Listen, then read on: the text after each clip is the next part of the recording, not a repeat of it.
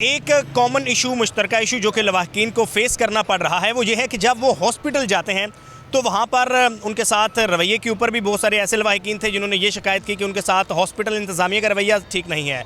दूसरा सबसे बड़ा इशू ये था कि यहाँ पर जो लिस्टिंग की जा रही है, यानी कौन से वो अफराद हैं, कौन से वो शहरी थे जो उस वक्त मॉल में मौजूद थे जिनकी डेथ हो चुकी है, कैजुअलिटीज़, उनके कोई नाम, नंबर्स, उनकी डिटेल सही तरह से वाज़े नहीं है, कितने ज़ख्मी हैं उनकी वाज़े नहीं है, और कितने लापता हैं, ताहाल मिसिंग है उनकी कोई वाज़े नहीं है। जो लिस्टिंग है वो प्रॉपर तरीके से नहीं की जा रही। हमारे साथ मरियम मौजूद हैं, हेल्थ जर्नलिस्ट हैं बोल्ड न्यूज़ की, और ये भी डे 1 से हॉस्पिटल से कवर कर रही हैं। जब यहाँ से ज़ख्मियों को मुंतकिल किया जा रहा था हॉस्पिटल, और हॉस्पिटल में कितने ज़ख्मी को मुंतकिल किया गया, इस वक्त कितने अफराद लापता हैं।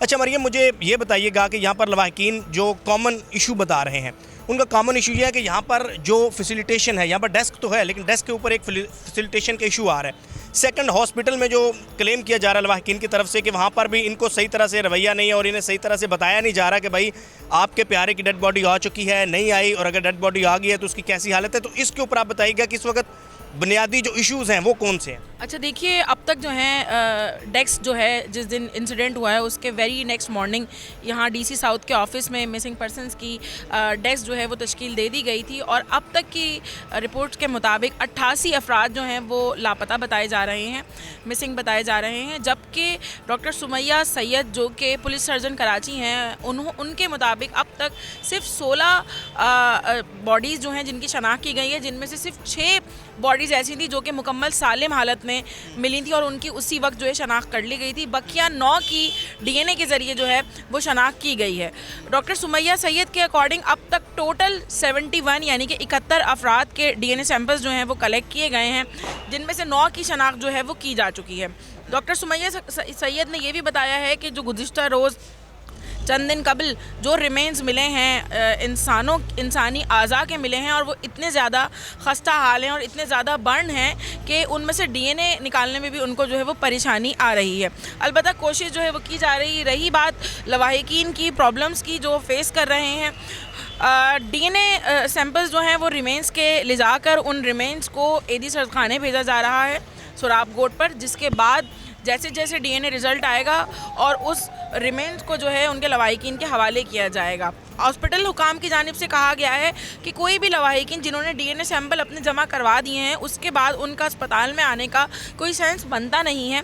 जैसे ही डीएनए रिज़ल्ट आएगा, लैब वाले जो सिंध फॉरेंसिक लैब है वो ख़ुद लवाहिकीन को कॉल करेगी कि ये सैंपल जो है वो मैच हो गया है, आप आइए और आकर जो है सरखाने से अपना रिमेन या अपना जो भी बॉडी है वो लेकर अपनी आखिरी के लिए डीएनए रिपोर्ट आने के लिए अमूमन कितना वक्त दरकार होता है, कितने वक्त में आती है? अच्छा देखिए, 2 रोज़ का वक्त जो है हमें माहिरीन की जानिब से बताया गया है कि 2 से 3 रोज़ का वक्त जो है वो दरकार होता है डीएनए सैंपल लेकर उसको वहाँ भेजकर फॉरेंसिक लैब जब भेजा जाता है तो तकरीबन 2 दिन लगते हैं। लेकिन चूँकि रिमेन्स जो हैं वो इतने ज़्यादा खस्ता हालत में हैं कि उनसे डीएनए सैंपल ही नहीं निकल पा रहा है। जब डीएनए सैंपल निकालने में इतनी तकलीफ़ हो रही है तो उसको आइडेंटिफाई करने में उससे ज़्यादा प्रॉब्लम का सामना करना पड़ रहा है।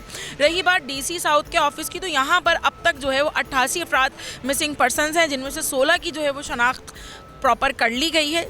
बाकी की आइडेंटिफिकेशन का सिलसिला जो है वो जारी है।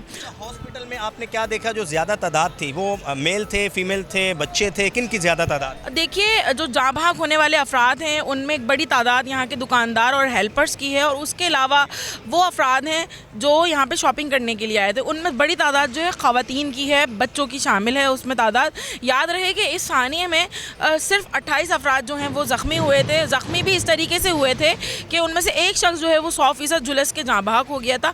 बाकी 28 अफराद को फौरी तौर पर फर्स्ट एड देकर उनके घरों की जानिब रवाना कर दिया गया था। ये जो डेस्क है उसके ऊपर जो शिकायत थी लवाहिकीन की तरफ से, शहरों की तरफ से, तो डेस्क के ऊपर के डीसी मौजूद होते हैं या उनका कोई रिप्रेजेंटेटिव? देखिए, यहाँ पे डेस्क जो है वो 24 घंटे यहाँ पर लोग मौजूद होते हैं। डीसी साउथ खुद यहाँ मौजूद होते हैं, कुछ देर के बाद वो खुद भी विजिट करते हैं। अलबत्ता उनका रिप्रेजेंटेटिव यहाँ पे हर वक्त मौजूद रहता है।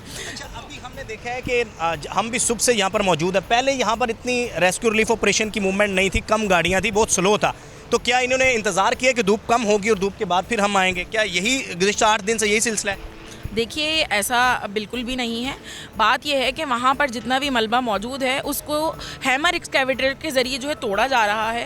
तोड़ने के बाद वहाँ पे तलाश किया जा रहा है कि कोई मौजूद है, कोई रिमेन हमें मिल पा रहा है।